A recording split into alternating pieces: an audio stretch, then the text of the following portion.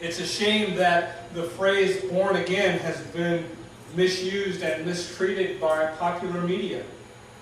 That even some of us who are followers of Jesus will shy away from the title born again.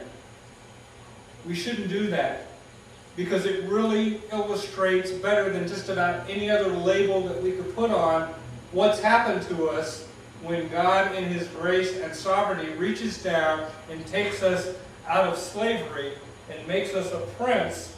We are born again. Scripture says the old life has passed away, the new life has come. And we see that picture here, that Moses' old life as a Hebrew slave was done away with, and he was raised in the very household of the man who tried to kill him. Raised as a prince because he had been born again.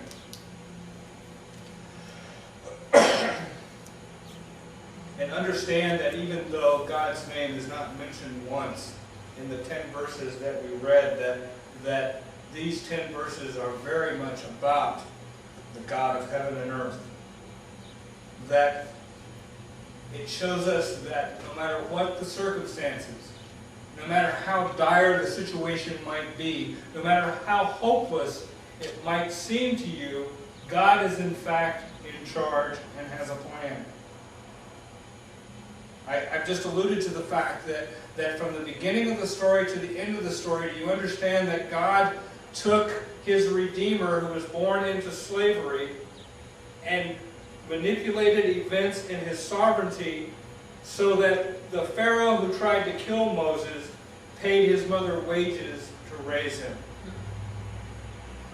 And the very river that was a symbol of death became a symbol of new life. And He's going to do that again on a hill outside Jerusalem many years later, when He's going to take a Roman symbol of death, the cross, and turn it into the ultimate symbol of new life. For us, God has a plan. Do you understand that God not only caused Pharaoh to pay for Moses to be raised and nursed by his own birth mother, but He had him raised in the house of his own daughter? That the child that he wanted to kill, God in His sovereignty said, no, you're going to raise him as one of your grandchildren in your very own house. Now Moses, to be honest with you, was probably considered minor royalty. Probably wasn't part of the inner circle, but he was certainly not treated by Pharaoh like a slave. And Pharaoh certainly didn't kill him in the Nile like he intended. God was on the scene, and God used 2 women, actually 3 women, who had no status, no power. 2 did. One had a little bit of status and power to bring that about. A Hebrew slave, the slave's daughter, and Pharaoh's own daughter. God used them because He had a plan. And His plan was to crush the Hebrew people, to wipe them out. But in fact, and I don't want to spoil it for you, but when we finish the story in a few weeks, we're going to find out that these very people that Pharaoh tried to destroy, he's going to pay them a lot of money to leave the country and go worship God. God is in control. So don't think He's not. Don't wake up tomorrow and look at your circumstances and think, I don't know what to do. I tell you, God is in control. And He even left some signs for the people reading this. If you were a Hebrew and you were going to read this story for the first time, there are a couple of things that God did just to show you that He was there. In verse 2, if I can just take a moment, in verse 2, it says that the woman conceived and bore a son, and she saw that he was beautiful, and she hid him for 3 months. And again, this is a terrible translation for a couple of reasons. Just first of all, a woman conceived a son and thought that the child was beautiful. What mother doesn't think their child is beautiful? In all my years of being a pastor, I've never had someone come and say, I need to see you this afternoon. Can I make an appointment? And when they show up, they go, Pastor, I just gave birth to the ugliest child on the planet. Could you please pay for me? No one's ever done that. Every mother thinks that their child is beautiful. Turns out some mothers are right, some mothers are wrong, but they all feel that way. really what the text says, again in the Hebrew, if you were to read it in the Hebrew, it says that she conceived a son and saw that he was good. And it's the same word used here that God uses in the first chapter of Genesis.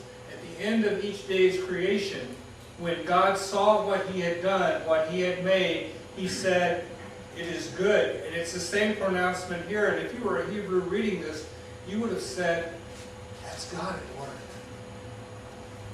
Imagine you're a tracker out in the woods and you see a track and you don't recognize it right away, but when you focus in on it, pay attention to it, you recognize it for the track that it is. Well, this is God's track.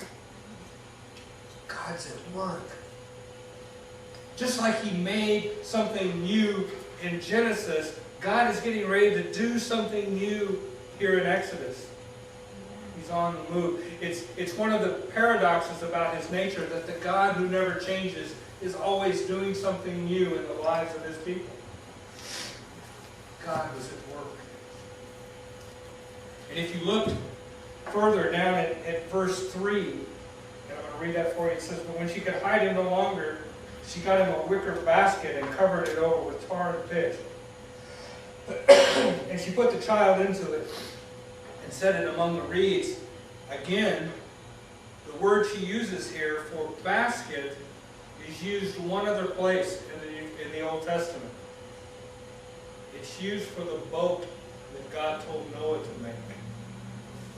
The word here is ark. And they would have recognized that right away.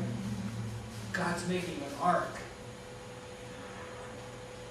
She's even covering it with tar and pitch, just like the original. And just like that original ark protected those people that God had chosen from the flood that was all around them, this ark is going to protect the Redeemer that God is going to use to free his people. God is on the move.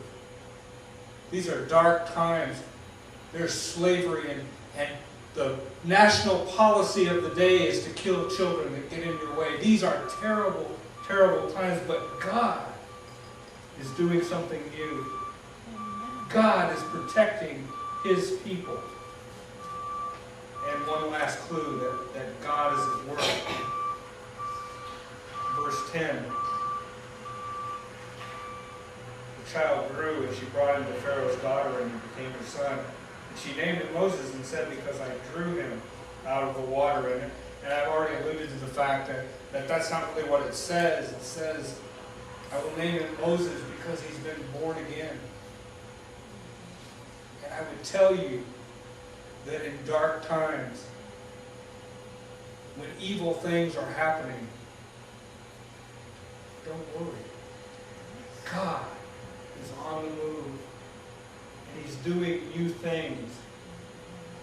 And he's protecting his people. And he's calling those who would listen to be born again. The Hebrews would have caught the irony of these languages. I hope that we do too.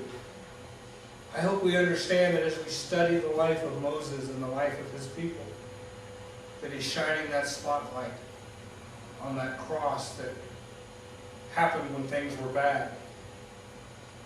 And when the national policy of the day was to kill the children that were in your way, when it looked like people had no hope, instead of using a river, this time God uses a cross. And he says, I'm going to do a new thing. And I'm going to protect my people for my purposes. And I'm going to let them be born again. God is on the move. And we just need to rejoice.